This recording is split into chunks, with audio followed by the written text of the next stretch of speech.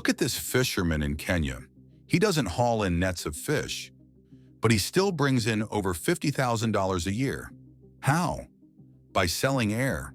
Well, not just air, something inside it, carbon.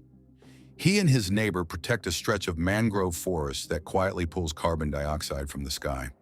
And that invisible work, it gets turned into cold, hard cash, carbon credits.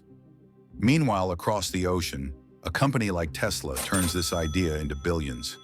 How does air, something we can't even hold, become a trillion-dollar industry? Let's dive into the story of how the atmosphere transformed into a treasure chest.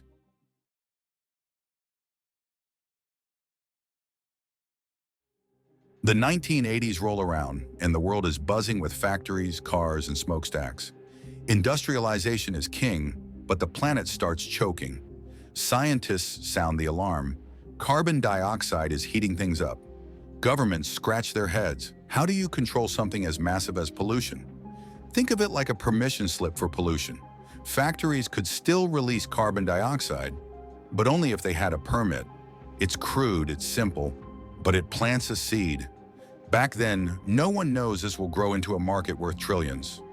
1990 hits and the United States decides to flex some muscle.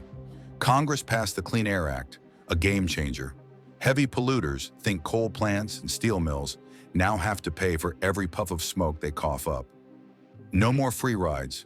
The law forces companies to track emissions and cough up cash if they overdo it. Across America, from Pittsburgh's steel towns to California's power plants, businesses scramble.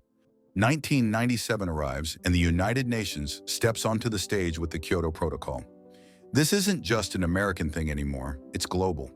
Countries sign on, agreeing to cap carbon dioxide emissions. Here's the twist. They invent carbon credits. 1 credit equals 1 ton of carbon dioxide you're allowed to release. Emit too much? Buy credits. Cut back? Sell them. It's like trading baseball cards, but for the planet. Forests in Kenya start banking credits by soaking up carbon dioxide. Companies in Ohio start sweating, buying credits to keep the lights on. The atmosphere isn't just air now, it's a marketplace. 2003 marks the birth of Tesla, a scrappy startup with big dreams. Electric cars are the mission, but money's tight. Fast forward and Tesla's not just surviving, it's thriving. By 2025, the company's worth $210 billion, the most valuable car maker on Earth. Here's the kicker. The real cash doesn't come from cars. From 2009 to 2023, Tesla pockets nearly $9 billion selling carbon credits. In 2023 alone, that's $1.79 billion, almost 2% of total revenue. How? Electric cars mean zero emissions, so Tesla earns credits and sells them to gas-guzzling rivals. Genius, right? The air's paying Tesla's bills. 2015 shakes things up again. The Kyoto Protocol gets a glow-up with the Paris Agreement. Now it's all about net zero. It's okay to emit carbon as long as you remove just as much somewhere else. Picture this. A factory in Texas pumps out 10 tons of carbon dioxide, then pays a farmer in Oregon to plant trees that absorb 10 tons. Balance achieved. Countries like the United States pledge big, cut emissions, trade credits, clean the air. The market splits into two: mandatory, where governments crack the whip, and voluntary, where companies play nice on their own. Both turn air into gold, but the scale, mind-blowing. Zoom into the mandatory market. Governments set hard limits, quotas, for emissions. Cross the line, and you're buying quotas from someone under it. In Europe, prices hit 80 to 100 euros per ton. In America, California's cap-and-trade system clocks in at $40 per ton. The European Union emissions trading system is a beast. 10,000 companies from power plants to airlines trade quotas like Wall Street stocks. In 2023, it pulls in $47.1 billion. Since starting, it's amassed $206 billion by May 2024. Across the United States, factories in states like New York and Illinois join the game, buying and selling to stay legal. The air's a battlefield and a bank vault. Then there's the voluntary market, where do-gooders shine. Companies and even regular folks offset emissions by choice. Plant a forest, earn a credit, switch to solar, cash in.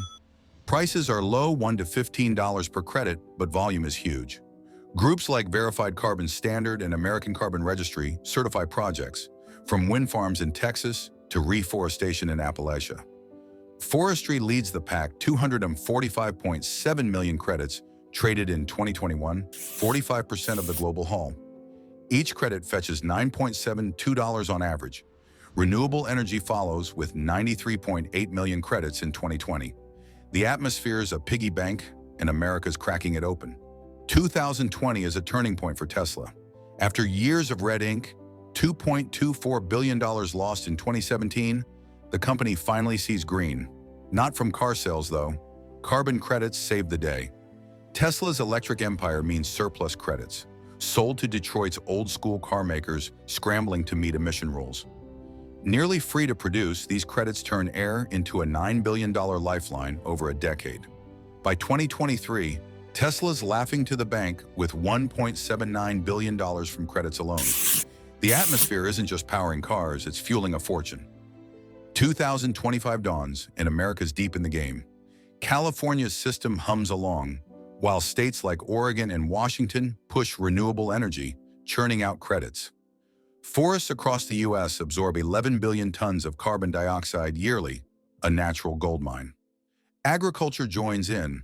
30% of emissions come from farming, but eco-friendly practices flip that into credits worth $8 to $11 each.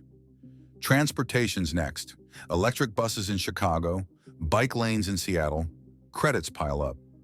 The United States doesn't just breathe this air, it banks it. The global market could hit $22 trillion by 2050. Trillions from thin air. Here's the twist. Not everyone's cashing in equally. America's got capital, tech, and know-how. Think Silicon Valley brains and Wall Street bucks. Developing nations like those in Africa grow the forests and trap the carbon dioxide, but profits flow back to rich countries. The United States funds projects abroad, cheap labor, big returns, then sells credits high. The European Union and America run the biggest markets, pocketing fees and trades.